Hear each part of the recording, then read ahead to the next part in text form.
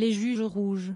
CST. Un des principaux éléments de langage de la part du Rassemblement national pour dénoncer la condamnation de Marine Le Pen et un soi-disant positionnement politique de la justice.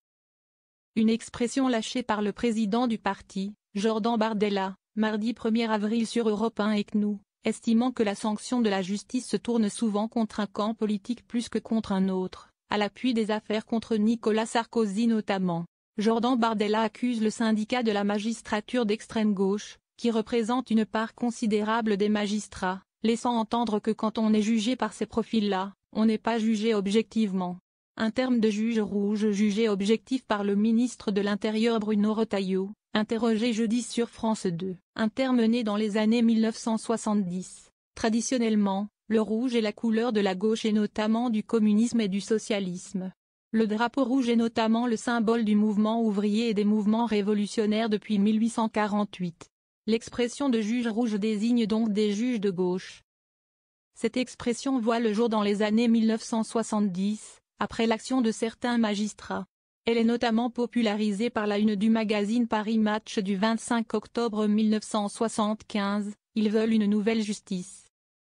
On les appelle les juges rouges, avec le visage de 6 magistrats. À l'origine, des prises de position fortes de certains magistrats du syndicat de la magistrature. Parmi eux le juge d'instruction Patrice de Charette. Un mois auparavant il plaçait en détention préventive un patron à la suite d'un accident de travail mortel. Puis un autre PDG était placé en détention préventive par d'autres juges à Béthune en raison d'une expédition punitive organisée contre le piquet de grève.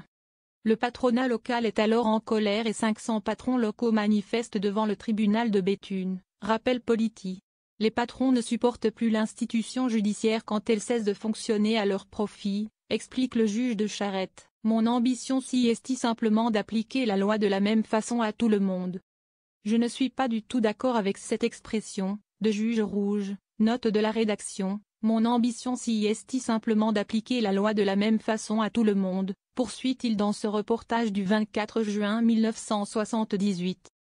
Sur cette une de Paris Match figurent aussi Marie-Françoise Lebout, Maurice Zavaro, Janine Garcia, Franck Silvera, Michel Laborde, tout juge à Béthune, pas de Calais.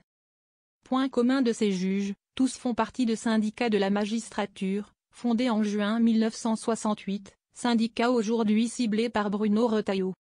Le syndicat de la magistrature, cible depuis les années 70.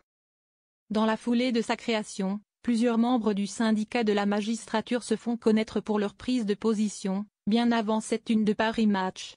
En août 1974, Oswald Baudot, substitut à Marseille, adresse un texte à ses collègues dans lequel il critique la répression et les invite à corriger, dans leurs décisions, les déséquilibres induits par les hiérarchies sociales. Soyez partiaux. Pour maintenir la balance entre le fort et le faible, le riche et le pauvre, qui ne pèsent pas d'un même poids, il faut que vous la fassiez un peu pencher d'un côté, les invitant également à violer le droit si nécessaire.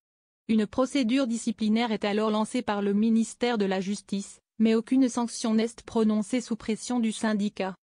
En 1975, un ancien ministre dénonce une organisation subversive gauchiste. En septembre 1974, CST l'affaire Hubert Dujardin, du nom d'un juge d'instruction de Lille qui ouvre ses portes durant 3 jours à un journaliste du Nouvel Obs pour un reportage, une première. Le magistrat est sanctionné pour avoir violé le secret de l'instruction. 30 ans plus tard, il écrit juge rouge. Magistrat tout simplement, après avoir pris des positions médiatisées lors de sa carrière, autant de prises de position de juges, souvent jeunes, qui agacent.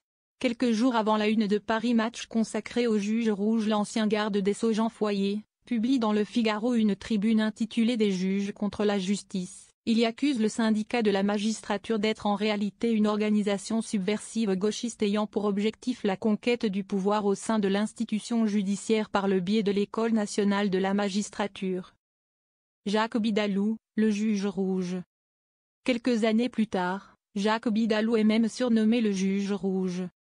En 1979, alors qu'un établissement de crédit réclame à un chômeur le paiement du solde débiteur de son compte courant, le juge invite les parties à mettre en cause le Premier ministre de l'époque, Raymond Barre, pour qu'il s'explique à la barre sur sa politique gouvernementale en matière de chômage. La même année, Alors qu'une trentaine d'immigrés sont expulsés de leur foyer par la Sonacotra, il ordonne leur réintégration dans le foyer de Marspic. Mais lors de l'appel, il statue de nouveau dans l'affaire, ce qui est interdit. La chancellerie décide alors d'engager des poursuites disciplinaires. Il est révoqué malgré le soutien du syndicat de la magistrature. Réintégré en 1981 par François Mitterrand, il est mis à la retraite en 1987 par le garde des Sceaux. Le syndicat de la magistrature, régulièrement ciblé. L'expression juge rouge-aîné, et le syndicat de la magistrature est devenu une cible, au point que certains politiques comme David Lisnard veulent aujourd'hui l'interdire. Dans les années 2000, le syndicat publie, avec un magistrat, le livre Vos papiers. Que faire face à la police? En couverture, un policier grimaçant à tête de porc. Les policiers sont furieux, le ministre de l'Intérieur porte plainte. Pour avoir dénoncé des contrôles aux faciès qui sont non seulement monnaie courante, mais se multiplient, le magistrat est finalement relaxé. Lors des présidentielles 2007 et 2012, le syndicat de la magistrature appelle à vote contre Nicolas Sarkozy, suscitant un tollé. Ces derniers mois, le syndicat avait lancé un appel à la mobilisation afin d'agir ensemble sur tous les territoires pour battre l'extrême droite, écrivait-il dans un communiqué du 12 juin 2024.